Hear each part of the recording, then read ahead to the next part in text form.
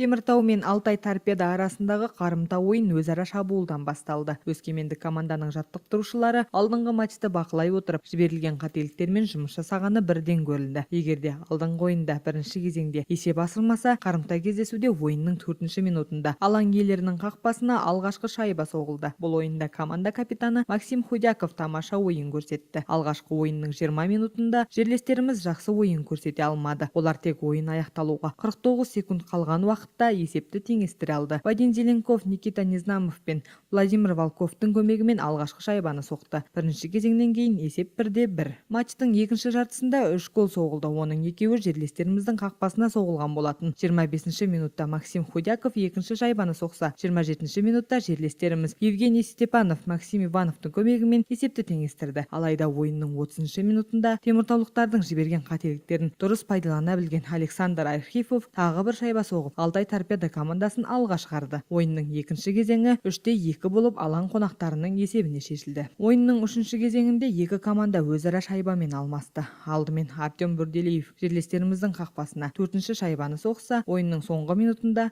Вадим Зеленков өскемендік команданың қақпасына 3-ші шайбаны соқты. Алайда соғылған шайба есепті қысқартқанымен жерлестерімізге жеңіс әкелмеді. Ойынның қорытындысы 4-3. Алтай торпеда жеңіске жетті. Хотелось бы отметить, что обе игры понравились в плане.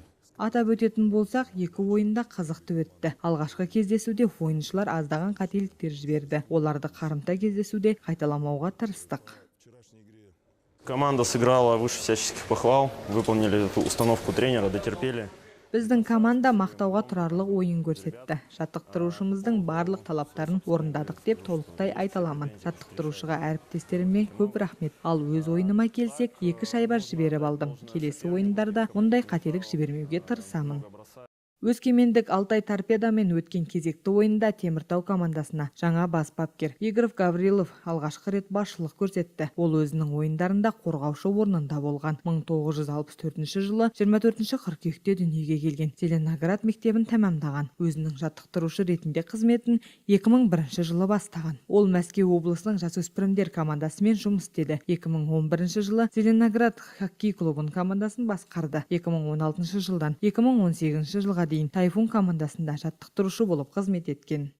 Впечатление очень хорошее движение, я посмотрел даже по составу.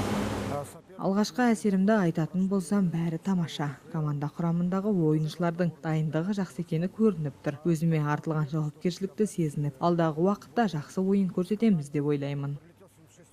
Хорошо двигались, старались выполнить. Жақсы ойын көрсетуге тырыстық. Жаттықтырушының барлық талаптарын орындауға барымызды салдық. Алайда өздеріңіз көріп тұрғандай, қарсылас команда тәжірибелі. Біздің жіберген қателіктерді жақсы пайдалана алды.